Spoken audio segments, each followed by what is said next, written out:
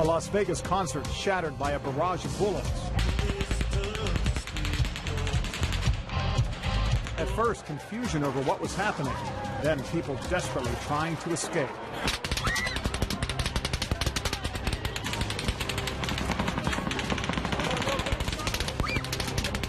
In the aftermath, dozens dead, hundreds wounded and injured. We were hiding because there was like just shots going everywhere.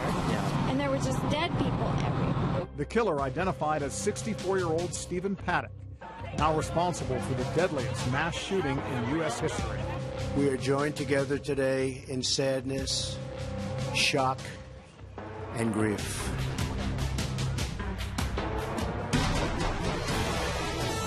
From Indiana's news leader, Eyewitness News at 5 o'clock starts now.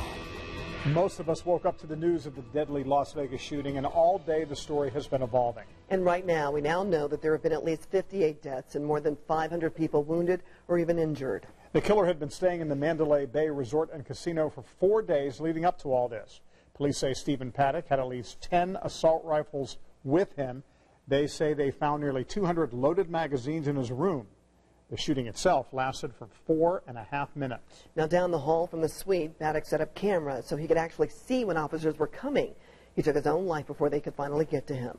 Of course, the question that everybody is asking tonight, and that still lingers, is why? Why did all of this happen? Our Scott Swan is joining us now with what we're learning about Stephen Paddock from his own brother and the one person police are now talking to who could possibly explain why.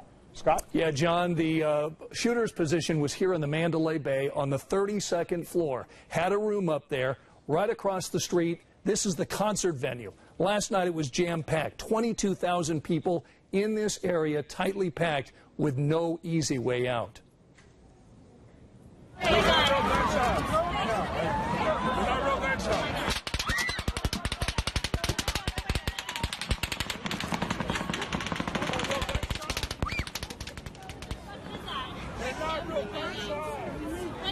So that was part of the problem. Some people thought those weren't real gunshots. Some thought it might be fireworks. But for more than 4 minutes, Stephen Paddock fired out of 2 windows of his suite, using rifle after rifle and loading magazine after magazine full of bullets. The shooter was just spraying the crowd. I mean, you just saw people dropping left and right. It was a scary time in my life. I thought it was over. I really did. I didn't sit on the suspect's door. I need everybody in that hallway to be aware of it and get back. SWAT team zeroed in on Paddock's location. The smoke detectors going off in his room from all of the rounds that he was firing. By the time officers blew the door open, Paddock had taken his own life. The search then began for Mary Lou Danley. She's Paddock's girlfriend. Hours later, and still in the early morning hours, they found her. Now, police are hoping that they can give that she can give them some indication as to why this shooting happened, because as we've been looking at these images from Las Vegas all afternoon, the shooting just doesn't make sense. After all, as we've been researching this, there doesn't seem to be any warning signs that this may have happened. Now, we've been taking a look at Paddock's background. A couple of years ago, he sued a Las Vegas casino and settled. He had a private pilot license, also had a hunting license in Alaska. He was 64 years old, lived in a retirement community. His brother said today he cannot comprehend Stephen doing this. We just don't understand. It's like I said, an asteroid just fell out of the sky. And we have no reason, rhyme, rationale, excuse. There's just nothing. I mean, it's his fault that he did this. I mean, but I'd like to know where he found the machine gun, because that's not something that's that easy to come by, I assume. And he's not. I mean, he has no criminal record. He has nothing, no affiliations with anything. There's nothing.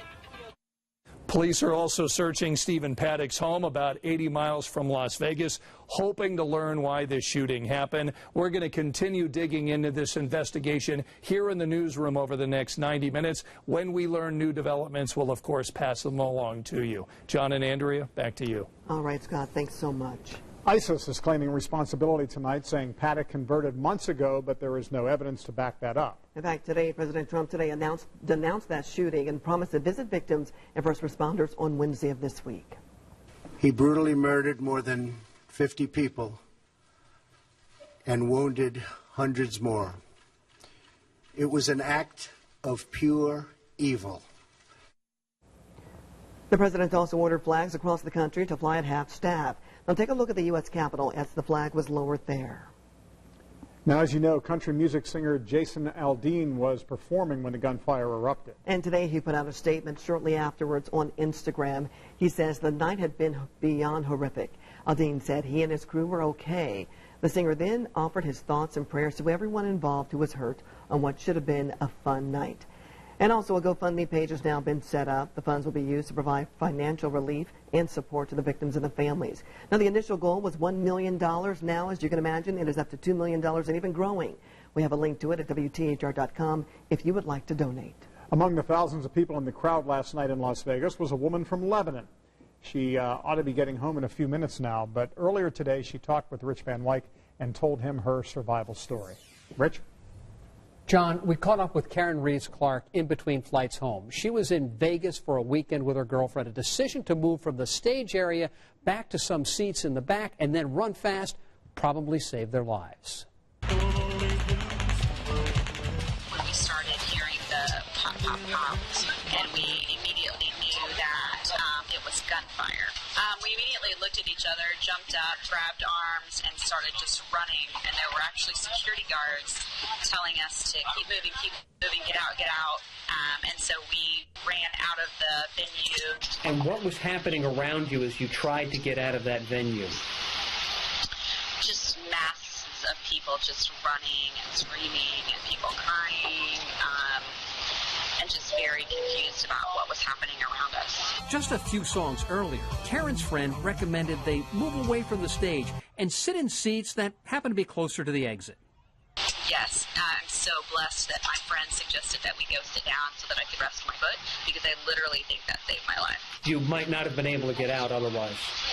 No, because there's no way I could have physically jumped a fence. There's no way. I'm sure that I'll probably go home tonight and hug my son like I've never hugged him before.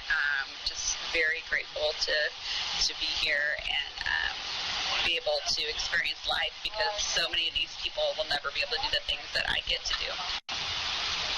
Yeah, it was just a horrific event that I will definitely never forget.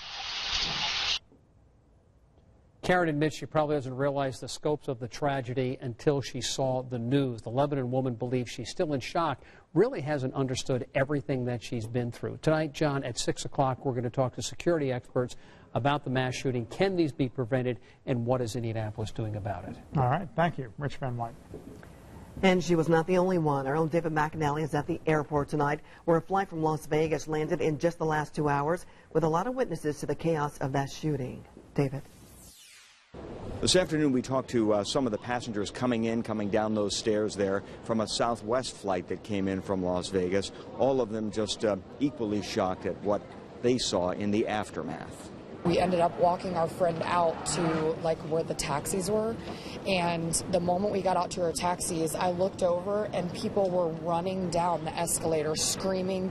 There was an active shooter, so we had no idea if there was an active shooter in Aria or if the active shooter was, we had no idea. So we literally we just started running. I lost my shoes. People were holding their kids and falling and screaming, and it was terrible. Just a little on edge. Somebody does this, targeting people who are just out for a good time. I have no idea.